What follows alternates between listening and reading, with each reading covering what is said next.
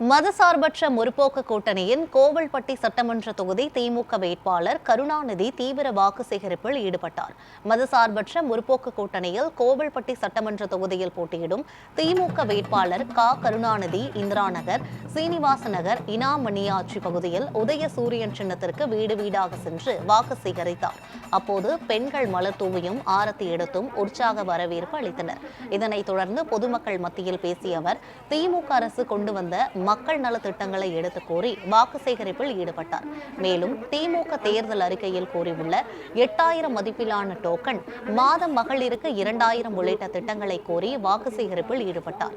அவருடன் திமுக மூத்த நிர்வாகிகள், காங்கிரஸ், மதிமுக, தேமுதிக, விசிக, கம்யூனிஸ்ட் உள்ளிட்ட கூட்டணி கட்சி நிர்வாகிகளும் கலந்து கொண்டு பொதுமக்களிடம் உதயசூரியன் சின்னத்திற்கு வாக்கு சேகரித்தனர்.